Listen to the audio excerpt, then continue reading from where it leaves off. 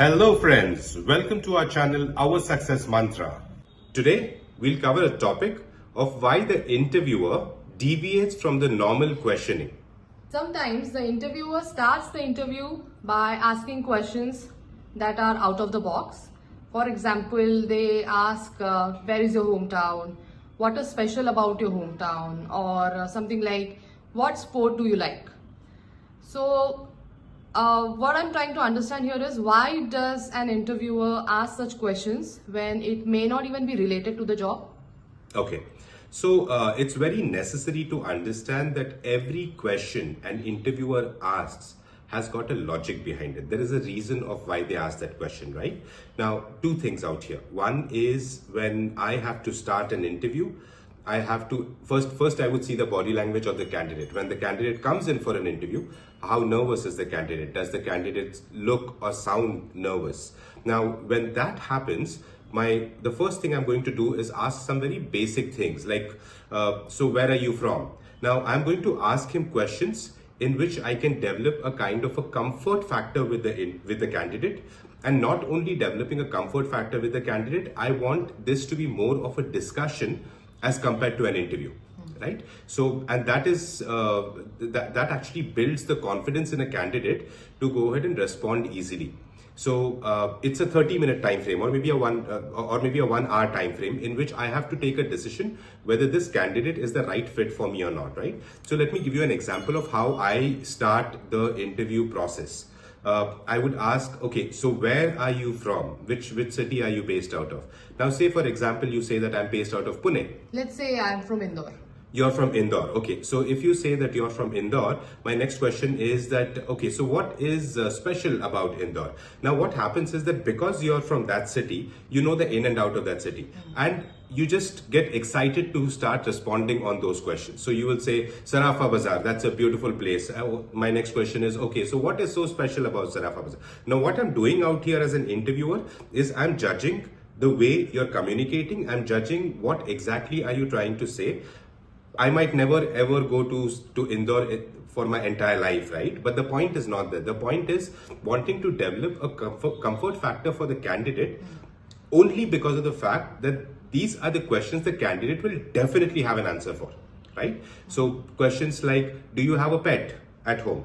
Or questions like, in case you say, yes, I do have a pet. Okay, is it a dog or a cat? You would say it's a dog. Okay, fine. So is he very aggressive? So you would definitely have answers to these questions, right? So I'm going to create that comfort factor first, and in the flow of the whole process, I will start the interview. So what I mean by that is, okay, so where are you from? I'm from Indore. Okay, so what's so special about Indore? Indore, there is a place which is called a Sarafa Bazaar where food is really nice. Okay, fine. So do you like any specific food out there? Yes, I like XYZ food. Oh, okay, fine. Are your parents also staying in Indore? You would say, yes, my parents also are in Indore.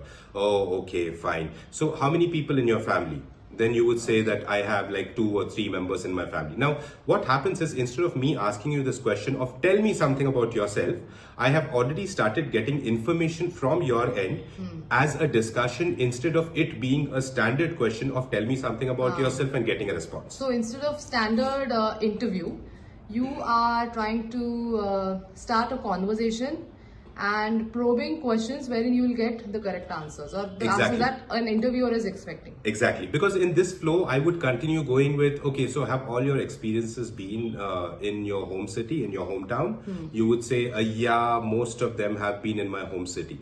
Now, as an interviewer, the thought that I have is that, okay, if most of your experiences have been in your home city, you're moving out of your city now, right? Say, for example, the job location is in Mumbai. So I'm going to say, so are you comfortable moving to Mumbai? You would say yes or a no. In case if you say a no, the interview gets over out there, right? In 99% of the cases, you're going to say a yes because you have already seen what the whole process is. So when you ask these questions, are they directed mainly towards the freshers? Or are they also directed towards the experienced candidates? Okay, so I think importantly when you ask these questions, so let me put it this way, I would correct you, it's not questions really, it is discussion, right? So when you go ahead and put it as a discussion, I would target more of freshers. So in fact, for every fresher, I would do this. That's because usually in most scenarios, freshers are more nervous as compared to people who are tenured. Or let me put it the other way, freshers openly show up their nervousness as compared to somebody who's tenured. I think anybody who goes for an interview will be nervous, irrespective the person is 1 year or a fresher or 20 years of experience. The only art that people learn in a matter of time is to not show their nervousness, right? So these are questions which I would ask freshers definitely, and for some people who are nervous, I would still go with the same flow of thought. Because for me as an interviewer, it's not important what the resume says. What matters more is what the person is all about, right?